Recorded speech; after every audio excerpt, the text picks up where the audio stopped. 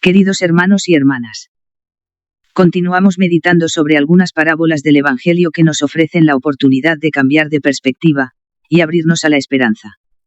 La falta de esperanza, a veces, se debe a que nos quedamos atrapados en una cierta forma rígida y cerrada de ver las cosas, y las parábolas nos ayudan a mirarlas desde otro punto de vista.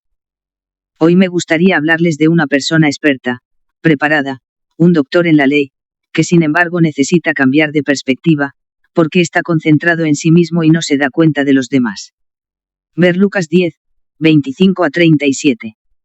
De hecho, le pregunta a Jesús cómo se hereda la vida eterna, utilizando una expresión que la considera como un derecho inequívoco. Pero detrás de esta pregunta, quizás se esconde precisamente una necesidad de atención. La única palabra sobre la que pide explicaciones a Jesús es el término prójimo, que literalmente significa el que está cerca.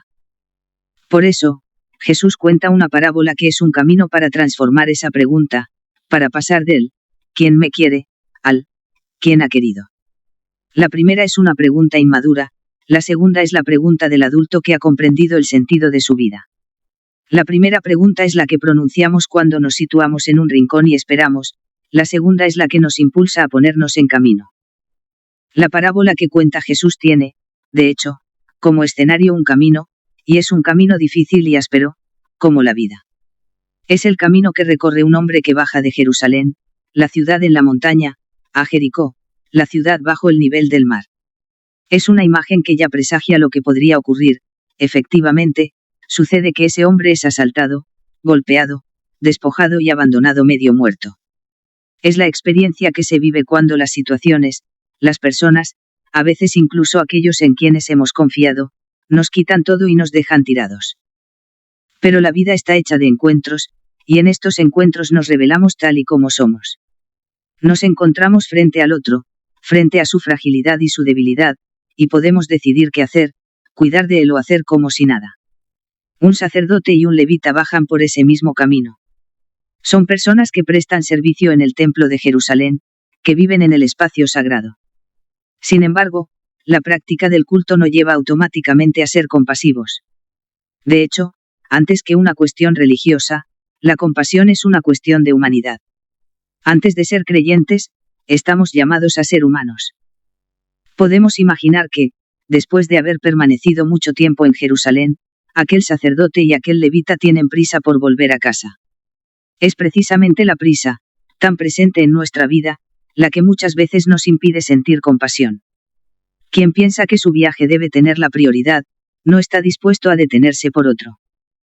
Pero he aquí que llega alguien que sí es capaz de detenerse, es un samaritano, es decir, alguien que pertenece a un pueblo despreciado.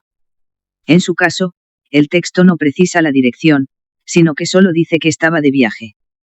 La religiosidad aquí no tiene nada que ver. Este samaritano se detiene simplemente porque es un hombre ante otro hombre que necesita ayuda. La compasión se expresa a través de gestos concretos.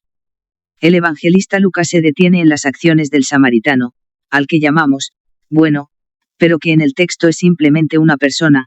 El samaritano se acerca, porque si quieres ayudar a alguien, no puedes pensar en mantenerte a distancia, tienes que implicarte, ensuciarte, quizás contaminarte, le venda las heridas después de limpiarlas con aceite y vino, lo carga en su montura, es decir, se hace cargo de él, porque solo se ayuda de verdad si se está dispuesto a sentir el peso del dolor de él.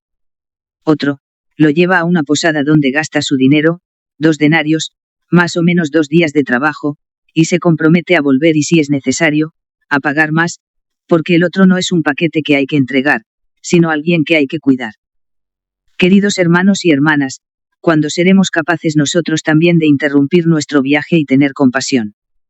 Cuando hayamos comprendido que ese hombre herido en el camino nos representa a cada uno de nosotros. Y entonces, el recuerdo de todas las veces que Jesús se detuvo para cuidar de nosotros nos hará más capaces de compasión. Recemos, pues, para que podamos crecer en humanidad, de modo que nuestras relaciones sean más verdaderas y más ricas en compasión. Pidamos al corazón de Cristo la gracia de tener cada vez más sus mismos sentimientos. Saludo cordialmente a los peregrinos de lengua española, en modo particular a los grupos provenientes de España, México, Argentina, República Dominicana, Puerto Rico, Colombia, Guatemala y Chile. Los animo a contemplar con esperanza todas las veces que Jesús se detuvo ante nosotros cuando nos encontrábamos caídos al borde del camino, pidiéndole que nos dé entrañas de misericordia para tener la misma compasión con los demás que Él tuvo con nosotros. Muchas gracias.